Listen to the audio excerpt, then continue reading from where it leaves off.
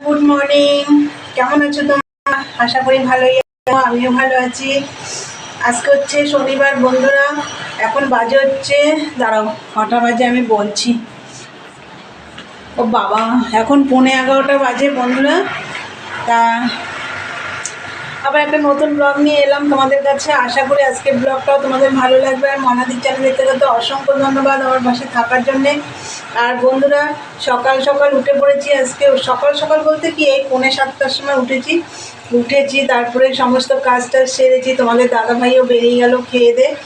তারপরে আরও কাজ ছিল, সেগুলো করে চান টান করে পুজো টুজো সব দিয়ে নিয়েছি। দিয়ে এই যে চা বানানো হয়ে গেছে, চলো তোমাদের দেখিয়ে দিই। এই দেখো চা, আর এই যে মুড়ি নিয়েছি, মুড়ি চানাচুর, এখানে এমনি বাদামও আছে, তেল দিয়ে দিয়েছি। জলখাবারে আজকে মুড়ি আর চা। তাহলে আমি এটা ছাদে নিয়ে যাব বন্ধুরা, ওর জন্য এখান থেকে তোমাদের দেখিয়ে দিচ্ছি। ছাদে তো দেখানো যায় না রোদ্দুরে। তা যাই হোক, আর আমার না আজকে ঘর টর গোছানো সব কমপ্লিট হয়ে গেছে। আর কালকে তো আগের মালগুলো সব তুলে দিয়েছি। সবারই কি 13 পিস ছিল, মালটা অনেক দিন হয়েছে দিয়ে গেছে। মেয়ে ছিল, মেয়ে থাকতে দিয়ে গেছিলো, তাই কালকে কমপ্লিট করলাম। আবার আজকে সকালে মাল দিয়ে গেল, বললো ওখান থেকে 10 পিস করে দিতে হবে। তাকে চাটা খেয়ে নিই, তারপরে এসে বসবো। আজকে তো শনিবার, নিরামিষ রান্না হবে, সেরকম কিছু করবো না বন্ধুরা। তাহলে চলো দেখতে থাকো সারাদিনের ব্লগটা। আমি এখন চা নিয়ে ওপরে যাচ্ছি, পরে কথা হচ্ছে, দেখতে থাকো। এই যে মেশিনে বসলাম। এখন কটা বাজে জানো? এই দেখো 12টা বাজে, 12:10 হতে যাচ্ছে। এখন মেশিনে বসলাম। এদিকে দাদাভাইটা বললো 10 পিস মাল করে দিতে হবে, 36 সাইজের। 15 পিস করে সাইজে আছে, 10 পিস বললো। আমি বললাম হবে না। এই বসলাম এখন মেশিনে, এখনও রান্না বসাইনি, সেরকম কিছু করব না। ঠান্ডায় তো একটু গরম গরম খাবো, একটু দেরি করে বসাবো। তাহলে চলো 10 পিস মাল করতে হবে, দেখি কতটা কি পারি। আর কি মাল দিয়ে গেছে চলো তোমাদের দেখিয়ে দিই। দেখো লাল মাল, এটা কিন্তু লাল মাল, একদম ডিপ লাল। তাহলে বন্ধুরা চলো মাল করি, দেখতে থাকো। তখন তো দেখলে মেশিনে বসেছিলাম, তারপরে আমি 12:30 নাগাদ ভাত বসিয়ে দিই। দেখো ধোয়া উঠছে, একটু আগেই ভাতটা নামালাম। আর এই যে 2-3টে মূলো ছিল ছোট ছোট, আর কদিন পরে তো মূলোটা খাওয়া যাবে না। আর ঘরে থেকেও মানে শক্ত শক্ত হয়ে যাচ্ছে, তাই মূলো ছেঁচকি করব। পুরোটাই কেটে নিয়েছি, এই যে একটু সেদ্ধ করে নিচ্ছি। আর করব মূলো শাক ভাজা, এটা সুভাষদা দিয়ে গেছিলো মূলো শাক, সেটা ভাজা করব। আর বেশি কিছু করব না, দেখা যাক আর কি করি। এগুলো আপাতত করি, চলো আবার গিয়ে মেশিনে বসবো।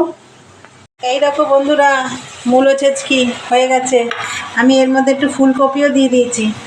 আর এই যে বেগুন ভাজা করেছি একটু, আর এই যে মূলো শাক ভাজা করছি। শুকনো লঙ্কা ভেজে গুঁড়ো করে রেখেছি, এটা নামানোর আগে দিয়ে নামিয়ে নেব।